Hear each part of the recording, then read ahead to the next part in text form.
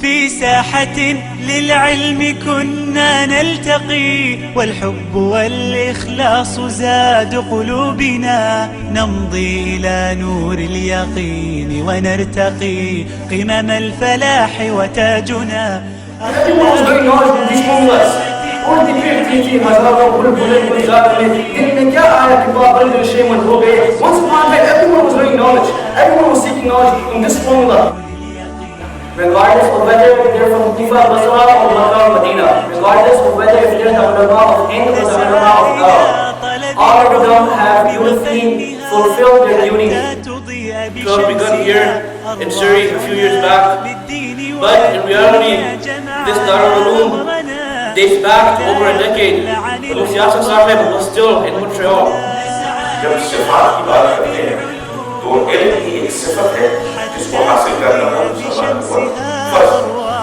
इस तरह नमाज इस तरह इल्म की कैफियत participating in the madrasa either by sending your children or by giving your time or by devoting your resources in any way, shape or form. We cannot actually thank you. Allah subhanahu wa ta'ala will thank you on the day of judgment. أبواب المنى مهدنا درب الفكر كي يرقى بنا. السلام عليكم ورحمة الله وبركاته. Very happily, I welcome you all. I thank you all for coming and participating in this blessed gathering, the graduation of the Al-Ihsan. For any of you who are not too informed of Al-Ihsan's Institute's beginning and its commencing, we first started out by the hard work and effort of Mufti Asam Sahib Damat Barakatuh in Montreal. Then, after a few years of working there, he moved here to Surrey, BC, and along with him, the madrasa also moved. And the first full-time course was the course of the Darul, which is the Alim course. And the Alim course is a course which is usually 6 to 7 years. And in these 6 to 7 years, our teachers and our ulama, our elders, they instill and they empower us with the ilm of Allah subhanahu wa ta'ala. And very comprehensive. It is very in a very systematic order. That from the first year to the last year, we are built from one knowledge to another. And the first years, which is the first year, was the year of preparation. In the year of preparation, we'll be taught how to read and write the Arabic language and calligraphy, and we'll learn tajweed. And we will start learning the basics of Arabic. Then in the next 2 years, we learn syntax, etymology, and we start to master the Arabic language. Then we'll learn also, along with that, we'll learn side books of tajweed and basic fiqh. And we'll also learn adab, the eloquence of the Arabic language. Now when the third and the fourth year comes, we will begin the translation of the Quran and understanding the ayats of the Quran in the proper Arabic manner. We will break down the sentences and we will do a thorough translation of the Quran. Along with this, we will also learn usul al-fiqh, the jurisprudence, the beginning, the origins, and the rules and how we derive fiqh. And also along with that, we will learn and we will study fiqh, the jurisprudence.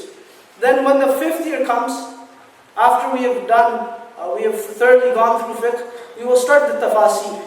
The tafasir will be of the renowned books of tafsir, like the Tafsir al-Jalali, or Tafsir al-Baydawi, or Tafsir ibn Kathir.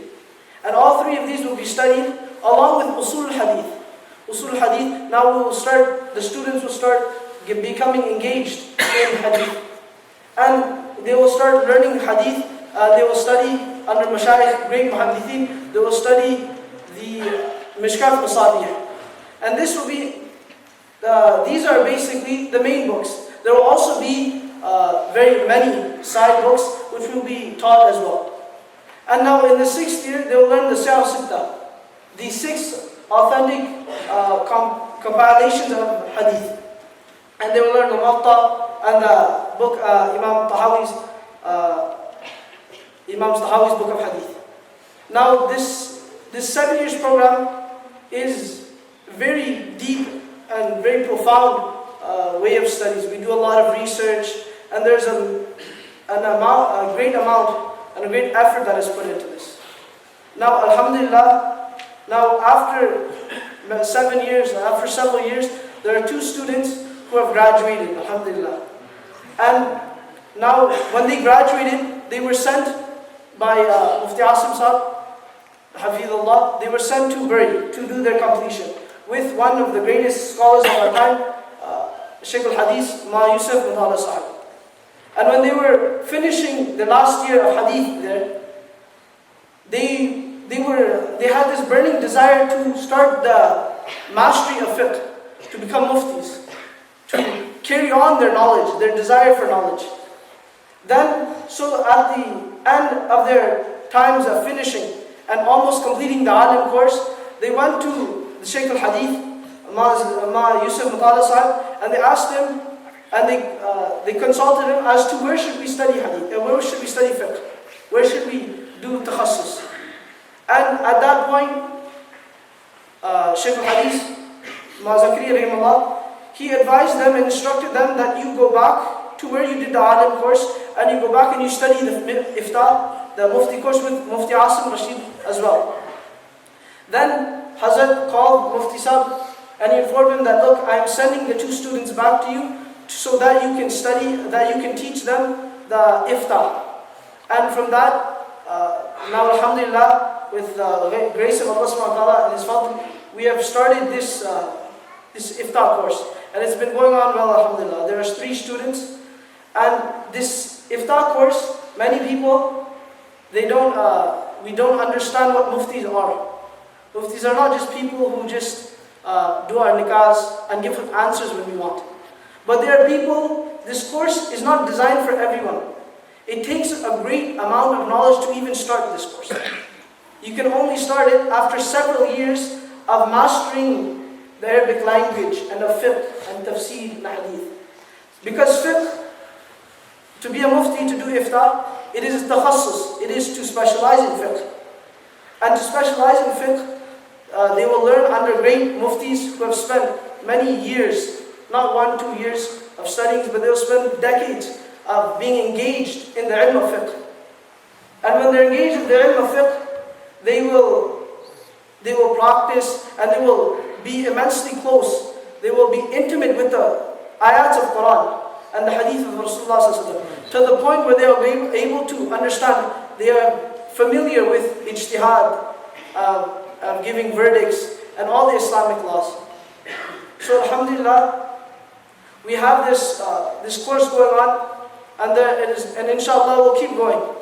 We ask Allah subhanahu wa ta'ala to have it keep going and have it continue, so that we can always have ulama come up. And it is a way of studying ilm in its pure form. Allah subhanahu wa ta'ala said, إِنَّمَا يَخْشَى اللَّهَ مِنْ عِبَادِهِ الْعُلَمَاءِ. The ulama are those people who fear Allah. And even I chose this ayat to say it was because even the Arabic, the lugha in this ayat, if a person changes it, he also changes the meaning. If somebody were to change it, they say, إِنَّمَا يَخْشَى اللَّهُ مِنْ عِبَادِهِ الْعُلَمَاءِ. They will say that Allah fears the ulama. Which, how can Allah fear someone? So this is why it is the ulama that understand Quran hadith.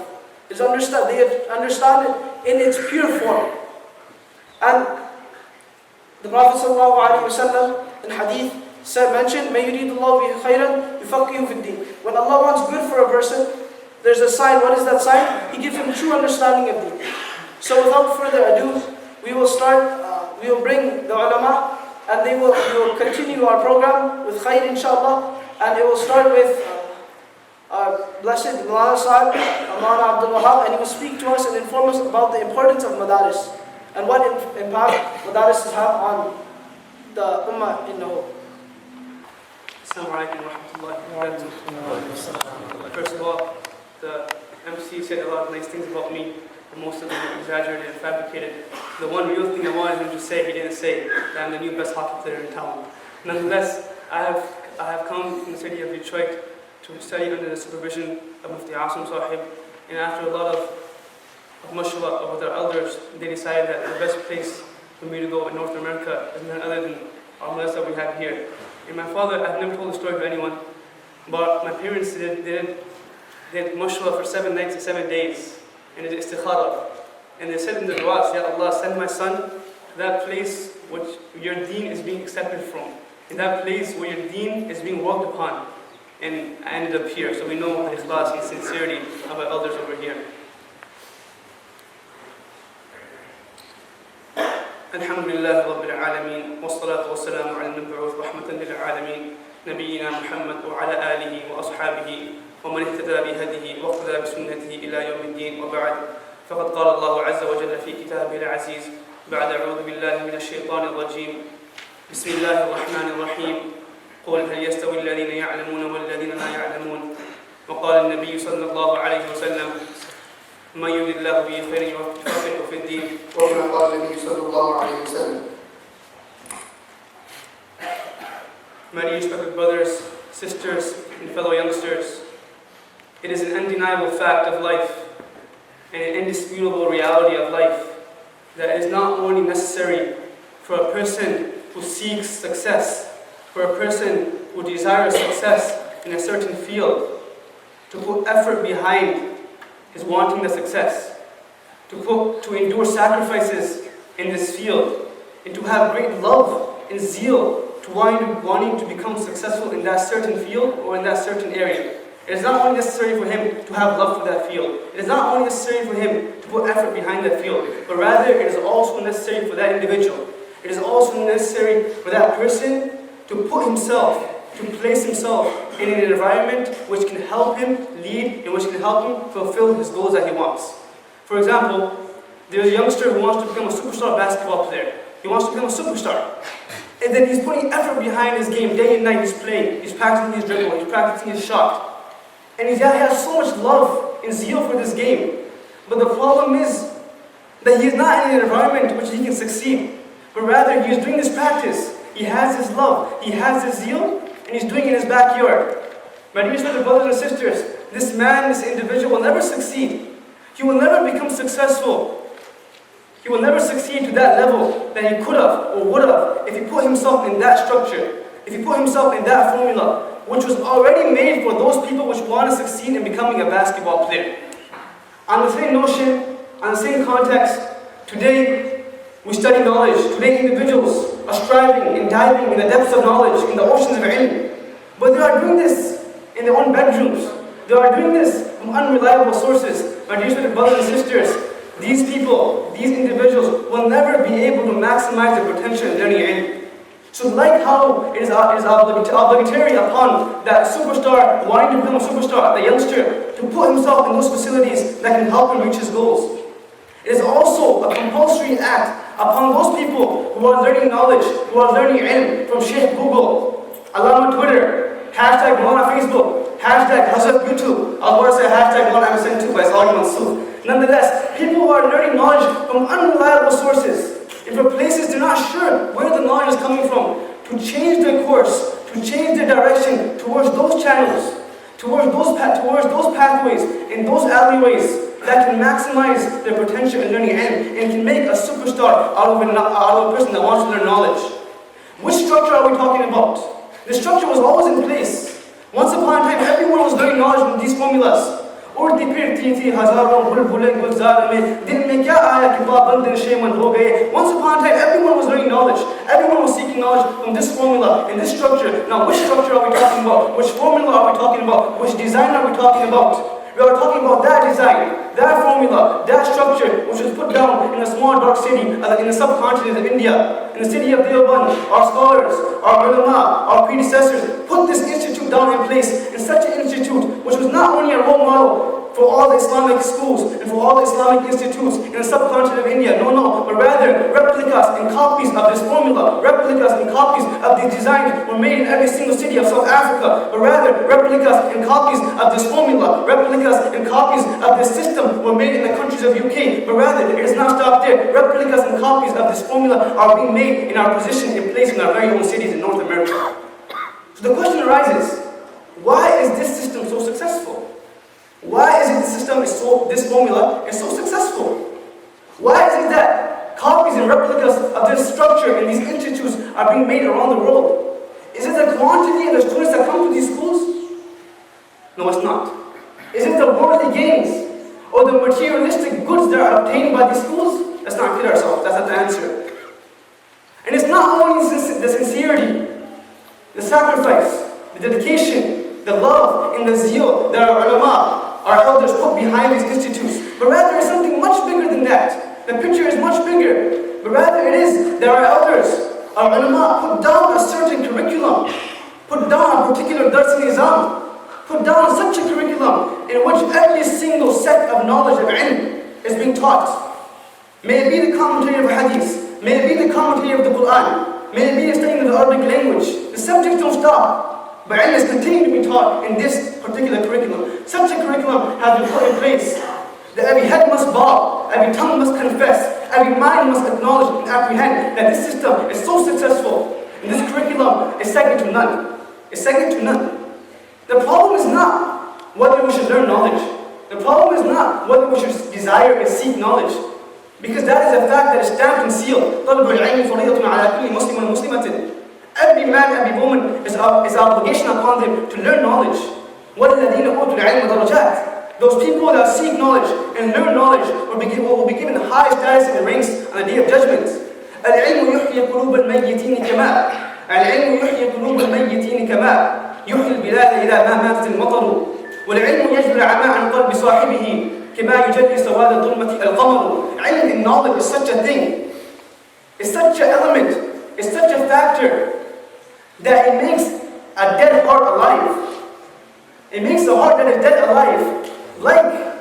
Like how a barren land, there is a barren land, and when the rain comes down it makes it fertile. Just like that, our dead hearts become alive when we learn, and only when we learn knowledge. Ilm is such an element, it's such a factor, that it gives eyesight to those people that are blind. Like that, such as there's a dark, cold night, and it has no light, but when the moon comes out, light is illuminated in the world. Just like that, when a person brings knowledge into his life, he has eyesight. So the problem is not whether we should learn knowledge. That's not the concern. The problem is which channels should we choose?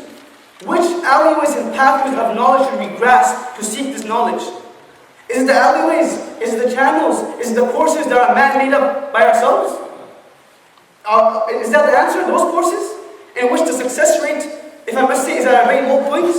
But rather, is it those courses and those channels and those pathways which our scholars have laid down for us? And indeed, if we ask ourselves, our mind will tell us the answer, our tongue will tell us the answer, every limb in our body will tell us the answer, that rather choose those courses, choose those which our elders have laid down for us. Choose those alleyways of knowledge, choose those pathways of knowledge which will maximize the potential and zeal of knowledge that we have. Choose those pathways of knowledge, choose those sources and channels of knowledge that teach us every single topic of ilm and every single topic of knowledge that we can think of. Choose those pathways of knowledge that not only do we learn ilm, not only do we achieve and acquire knowledge, but rather we are taught to put this ilm into our life under the supervision of our teachers. Ilm is not the thing that will give us status in high ranks of Jannah, but it's rather bringing the ilm into our lives. Na kitabon se, na wazon se, na zar se paida. Ilm hota hai apne ustadon ki nazar se paida. Where can we get this from the internet? Where can we get this from small channels and small courses? We can only get this from these type of institutes which we are in today, which we have today in our cities. So after understanding this point, and after apprehending the success rate of these institutes, let's look around us, and not too far we'll have to look, and we'll see the copies and replicas of these institutes are within our very own city, from which these youngsters, I must say these elders are graduating from today. So let's not lose this opportunity. Let's not lose this blessing. And for youngsters, let's quench this thirst of knowledge that we have. Let's extinguish this fire of ilm that we have in our hearts. And let's go to the right channel of knowledge, and let's learn from the right channels of knowledge. It might be hard in the beginning, but when we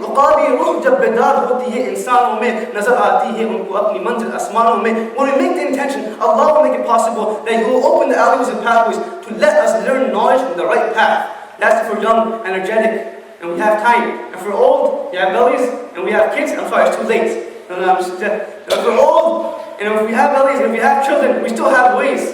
We still have time. Because indeed, it might sound cliche, but age is just a number, especially in knowledge. That is why our elders, that is why our ulama, that is why our predecessors have put in place a curriculum, a course, not only from which youngsters can benefit from, but rather which elders can also benefit from. Which rather elders can also take and bring their ilm into their lives. So may Allah subhanahu wa ta'ala give us all the tawfiq, old or young, man or woman, to seek knowledge from the right channels. Because indeed, if we don't seek it from the right channels, it will be a cause of destruction and harm in our lives. And may Allah subhanahu wa ta'ala also give us tawfiq to act on what has been said and conveyed to those that are not here.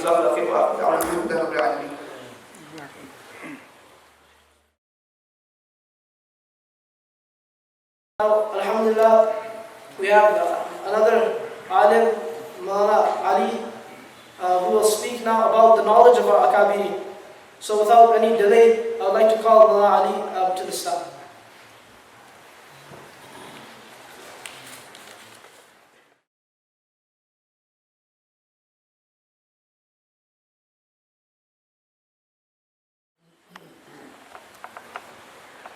السلام عليكم ورحمة الله وبركاته. نحمده ونصلي على رسوله الكريم. أما بعد، فقد قال الله عز وجل في كتابه المجيد: إنما يخشى الله من عباده العلماء. وقال عليه الصلاة والتسليمات: إن العلماء ورثة الأنبياء، وكما قال عليه الصلاة والسلام. First of all, I would like to thank from the bottom of my heart all my teachers sitting here who helped me throughout my hifz and who helped me throughout my alim course. Maulana Zafar, Maulana Tayyib and Mufti Asim, who not only guided me but put up with me throughout these years. And it is only because of their efforts and their dua we are where we are today. Dear respected brothers and elders, today there's no religion in the world which has been preserved and protected like the religion of Islam. The preservation of Islam has no match in comparison to any religion in the world. And this is obviously because Allah subhanahu wa ta'ala has taken upon himself the duty to protect and preserve this religion. إِنَّا نَحْنُ نَزَّلْنَا الذِّكْرَ وَإِنَّا لَهُ لَحَافِظُونَ. Indeed, we are the ones who have revealed this and we shall be the ones to protect it. But if we look into this from a different point of view, from the point of view of asbab and means, we see that Allah subhanahu wa ta'ala has actually chosen the ulamas for this task, to preserve this and to protect this deen. So we see the ulama of each era and time, regardless of wherever they're from, regardless of whether they're from Kufa, Basra or Makkah or Medina, regardless of whether if they're the ulama of Hind or the ulama of Arab, all of them have beautifully fulfilled their duties of not only protecting and preserving this deen, but of passing on the same exact teachings of Islam as the ulama before them had did. So it's like the chain which starts from Prophet Muhammad sallallahu alaihi wasallam to the Sahabas. Now the Sahabas, they were not just in one city, they were all over the place. And likewise from the Sahaba to the Tabi'in, from the Tabi'in to the Taba Tabi'in, and all the way up until this day today. Each and every single link of this chain is the same as and as strong as the link before it. So therefore today I would briefly like to talk about the ulama of the Indian subcontinent, through which the teachings of Islam were introduced in this region, through which the teachings of Islam were spread in this region. Now I would like to make one point clear, is that when we say the ulama of the Indian subcontinent or the ulama of any other place, we should not think that we're talking about a different group of ulamas or that they belong to a different sect. Just like when we say the ulama of Kufa, the ulama of Basra, the ulama of Makkah, the ulama of Deoband or the ulama of Medina, we do not mean that these ulamas are of different groups. It does not mean that these ulamas belong to a different sect, that they have their own versions of Islam.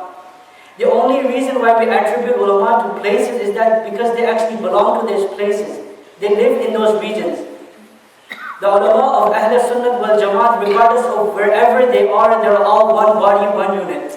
and they all belong to that one golden chain which started from Prophet Muhammad sallallahu alaihi wasallam. And they all strived very hard to preserve this deen, to protect this deen, and to revive the teachings of deen within their regions. Now, one of the best example of the revival of deen in the Indian subcontinent, the best example is at the time of Shaykh Ahmad Sahindi rahmatullah alayhi.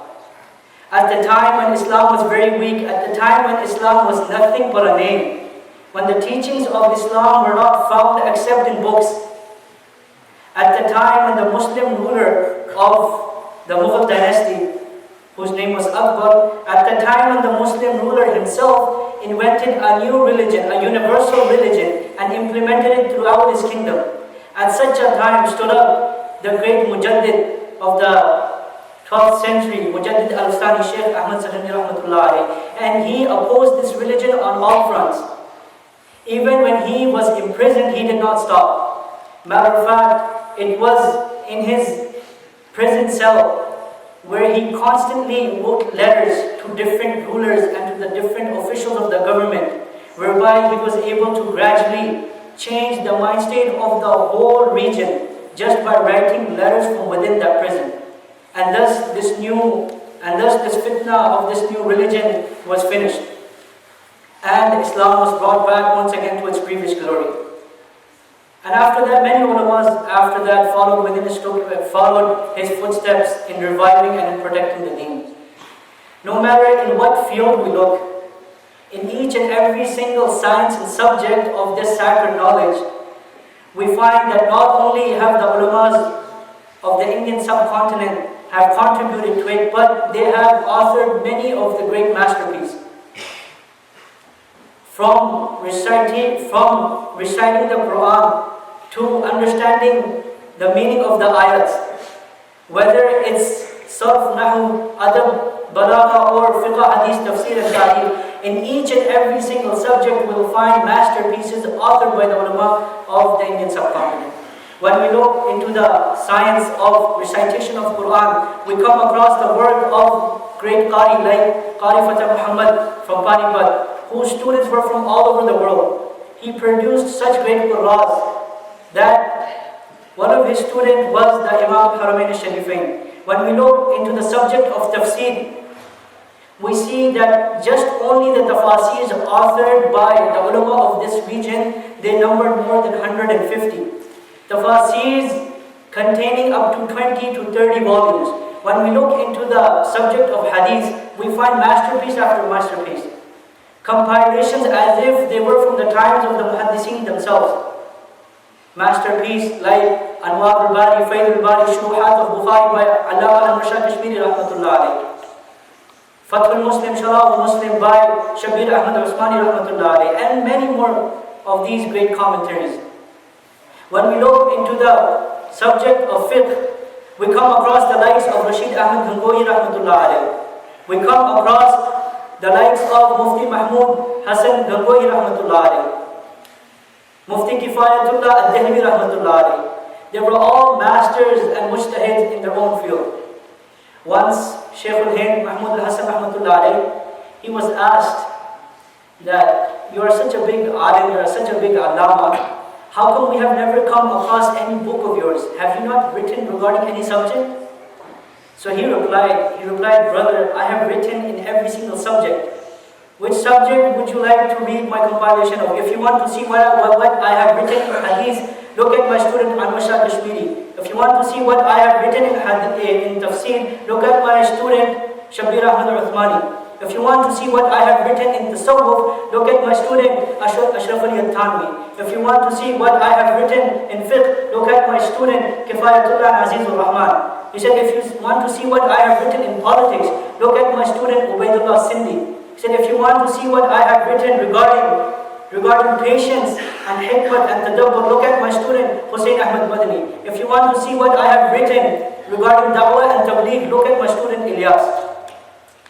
And then the sacrifices made by these ulamas in preserving the deen are very hard to find. Every time the batil tried to erase the religion or tried to destroy the customs or tried to take over the land of these people, it was the ulama of that time who stood up and united everyone on one platform to face this threat. Great mujahids like Hafiz Daman Shaheed Rahmatullah alayhi, Shah Ismail Shaheed Rahmatullah alayhi, Haji Imdadullah Muhajir Makki Rahmatullah alayhi, and their followers, not only did they sacrifice their freedom because they were thrown into the prisons right when they started to oppose these people. So not only did they sacrifice their freedom, they gave up their lives for this thing. Every time the Batil stood up against Islam on an academic front by spreading disunity amongst the Muslims based on some differences of opinion, or when they tried to introduce wrong interpretations of the Quran within the Muslims, or when they tried to introduce wrong beliefs amongst the Muslims, like in the case of Munkarina Hadith, like in the case of Mirza Ahmed Qadiani, it was our akabir, our elders of that time who stood up to take care of this challenge. It was through the back-breaking efforts of the likes of Anwar Shah Kashmiri and Ataullah Shah Bukhari that these fitnas were uprooted and finished once and for all. So these are our elders, our akabirs, through which the people of this region benefited from. أولئك آبائي فجئني بمثله إذا جمعتنا يا جليل المجامع. So the point, he says, these are our forefathers, so bring forth the like of them if you can when we meet. So this was just a glimpse into the lives of our akabir. I ask Allah subhanahu wa ta'ala that He gives us the tawfiq and the shawq and jazbah to follow in their footsteps. And I ask Allah subhanahu wa ta'ala that He produces from amongst us the likes of them once again. Wa akhiru da'wana alhamdulillahi rabbil alamin.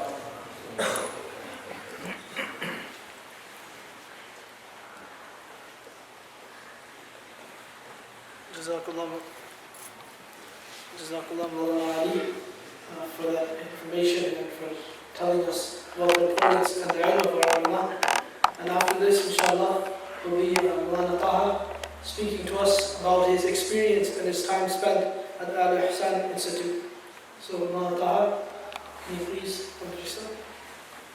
Assalamu alaikum wa rahmatullahi wa barakatuh. Wa alaikum assalam wa rahmatullahi. Alhamdulillah wa kafa wa salatu wa salamu ala nabiyyih al-Mustafa wa ala alihi wa sahbihi nujum al-huda.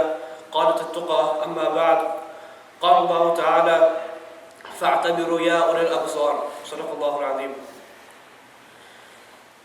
I have been instructed by my respected teacher Mufti Asim Sahib Darul to say a few words about my years here at Al-Ihsan and to shed some light upon the wondrous experiences I have had here.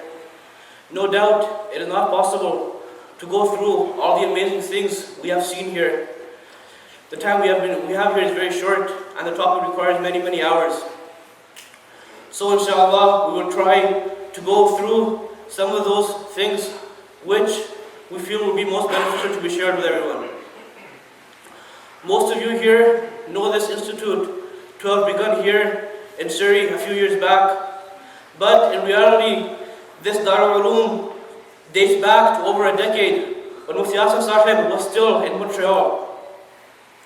He laid the foundation for this institute there with a few students, and now through the grace and mercy of Allah, we are where we are today. Alhamdulillah, I had the fortune of being one of the first students of Al-Ihsan. I saw this institute go through many stages and phases. There were many times of happiness and joy when we all shared a laugh, and there were many times which were tough times, but we all made it through it. What all this made us realize, and what made me realize, is that we saw many students come and go. And this shows us that when someone is following the path of deen, this is through no way through his own efforts. Only those get the ability to do this whom Allah subhanahu wa ta'ala accepts. We saw many students who came and went. At times there were many students, at times there were few. And we saw many students who were extremely smart, extremely talented, but for one reason or another, they were not able to complete their studies and they had to follow a different path. On the other hand, to this very day, we have some students who haven't been given the privilege of being extra smart as some people were, some people are. But we see that till today, they are trying their hardest. and it shows that Allah subhanahu wa ta'ala is accepting their efforts and is making their moving forward easy for them. I would like to share a short story with you.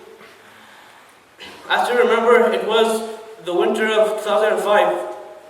I was in grade 9, and just as we would do in our holidays, we were going to Jamaat, we were going to Arwa for 10 days. During this time, I decided that I wanted to embark upon the path of seeking knowledge, that I wanted to join the Alim course.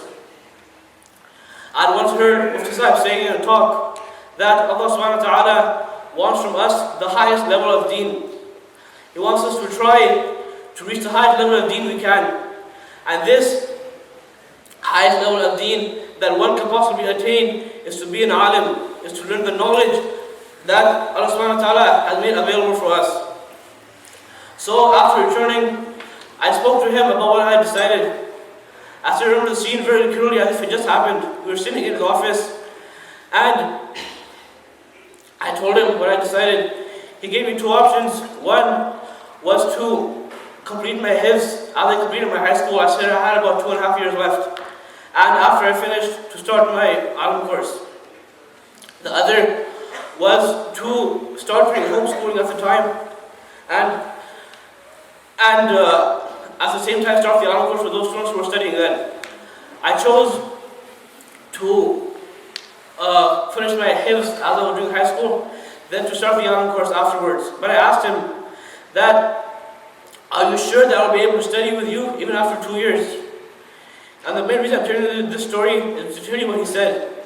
He said that 2 years is a very long time, and only Allah knows what can happen till then. From then to now, alhamdulillah, it has been almost 9 years, and I've been fortunate enough to be with him from then to now.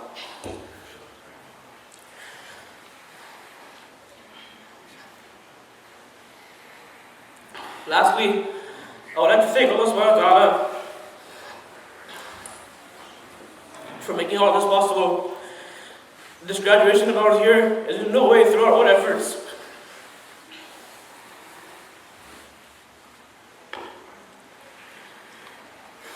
No doubt we tried very hard, but if it wasn't,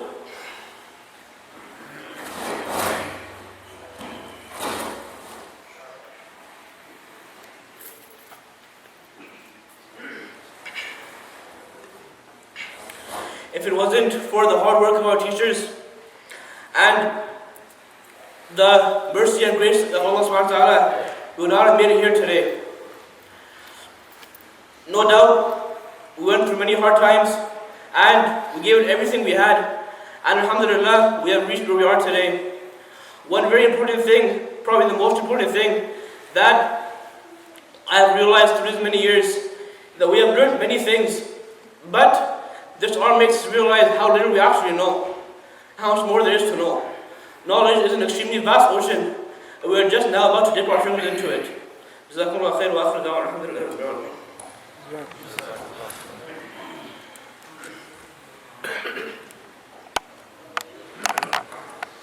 Jazakallah for enlightening and sharing the times that you've spent in Al-Ihsan. And I know, for speaking for all the Madrasa students, we know we've been through many things with our ustads and our teachers that are very hard to speak about, and they've built us from time and time again, looking over us and taking care of us. And from now on, from this moment, my classmate, Hafiz Ali, will continue on the program. Hafiz Hamad al-Atari to enlighten us with his beautiful voice, inshallah, and shed some light with a beautiful nasheed. Jazakallah.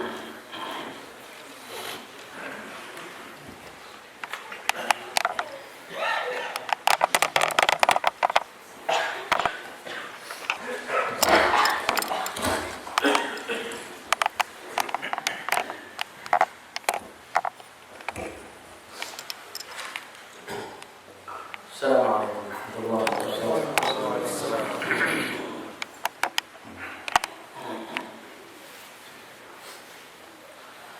غرباء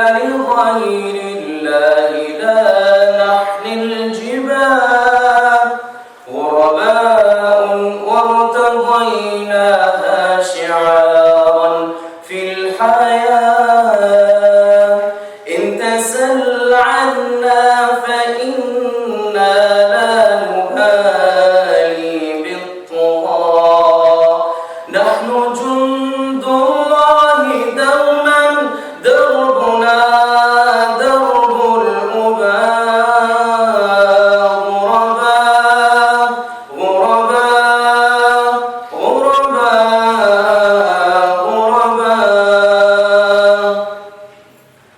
لا نبالي بالقيود بل سنمضي للخلود لا نبالي بالقيود بل سنمضي للخلود فلنجاهد ونناضل ونقاتل من جديد غرباء هكذا الأحرار في دنيا العبيد غرباء غرباء غرباء غرباء كم تذاكرنا زمانا يوم كنا سعداء بكتاب الله نتلوه صباحا ومساء كم تذاكرنا زمانا يوم كنا سعداء بكتاب الله نتلوه صباحا ومساء غرباء غرباء غرباء غرباء غرباء غرباء غرباء غرباء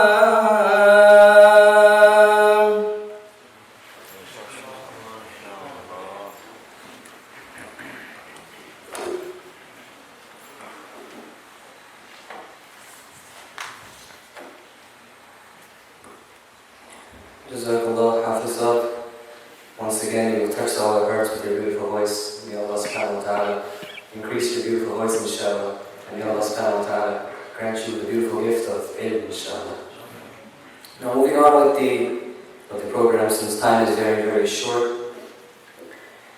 I will be, inshallah, as my classmate Nabil mentioned in the beginning, we also have a Hifz Academy, a full-time memorization institute that is also running at Al-Ihsan. So, alhamdulillah, by the fadl and ni'mah of Allah subhanahu wa ta'ala, we launched this program last year in September. So September of 2013 was the launch date of this program. And alhamdulillah, since then, all we've been witnessing is positive feedback and growth. What type of growth though? Growth in terms of adab, in terms of discipline, and growth in terms of work ethic. These kids are only improving, and that's all we've been seeing, alhamdulillah. And the layout of the program is a mixture of both traditional and modern methods of learning. So, I'll explain to you now how basically these kids, how they spend each day at this faculty, at this academy, what they do throughout the day, starting with the morning. In the morning, it's completely dedicated to Quran. Like most madrasas around the world, and like the madrasa myself, I studied in, the morning was completely dedicated to Quran. So what the students do is that they come in at 8:30, and between the time span of 8:30 and 11:50, this 4-hour span, they have to read their lessons they have memorized from the previous day to their teachers. They also have to read the juz, the chapter they are on, to their teachers. And apart from this, they also review those chapters which they have previously memorized. And as slang, we call this dor, or we call this murajah, different madrasas call it different things, but this is a very, very vital part of hifz memorization. There's an Arabic saying that goes, "At-takrār yu'allimu al-himār." That repetition, it even teaches the donkey over time. So this is why in hifz they strongly push the students to always do their dor, always do their murajah, and always review the previous juz that they have memorized. And what this does, this murajah, this dawr, this repetition, is that it permanently implants the Quran in their minds and in their hearts. That's what it does. And this method has been proven to be successful through the examples we have today, alhamdulillah. And our goal at Al-Ihsan, our goal and our focus is not quantity. We don't want a whole bunch of flimsy huffaz coming from Al-Ihsan. We want quality. Huffaz who can sit down in one sitting, read 5 juz at once, read 3 to 10 juz at once. This is our main focus, quality. Because quantity without quality often proves to be a disaster. Moving on to the afternoon, after the Hifz program. The afternoon, this time is allocated for the academics. And what we have done at Al-Ihsan with the academics is that we have collaborated with 2 homeschooling organizations to provide each student with the supplies and means to learn. We also have tutors working with each grade of students to help them understand difficult concepts and to motivate them whenever they need it. And a highlight that I want to make point of, one of the main highlights of our academic system, is that at Al-Ihsan we have substituted certain elective courses with Islamic courses. So some of the elective courses that there are in high school, we have substituted them with Islamic courses. For example, we substituted music for tajweed, because both tajweed and music have to do with vocalization. So we substituted music with tajweed, alhamdulillah, and we added Arabic as a second language, rather than learning French and Spanish or Punjabi or you name it.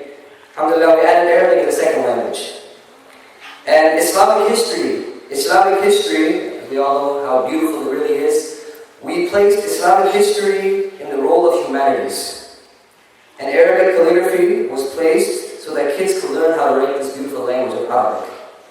And like I said before, all we've been witnessing in progress, alhamdulillah, and it will continue to advance in progress by the grace of Allah subhanahu wa ta'ala. But now, before I end, I want to make one other note of this name, Al-Ihsan. Why did my Shaykh, Mufti Asim Sahib, name this institute, this academy of learning Al-Ihsan? Al-Ihsan is an Arabic word, as we all know. It comes from the root letters of Hasuna Yahsunu Husnan. And Husnan, it means for something to be beautiful, for something to be nice, for something to be right. Now, once we put this word of Husn under the scale of If'al, it becomes Ihsan, and the meaning changes. What does the meaning change to? Ihsan means for something, to make something else beautiful, to make something beautiful, to make something right, nice, to make something fine. This is what Ihsan means. And inshallah, by the grace of Allah subhanahu wa ta'ala, we will see many muhsins, many muhsineen coming from this madrasa, many people who will beautify not only the community but the world, inshallah, with the beauty of Islam. Jazakallahu khair.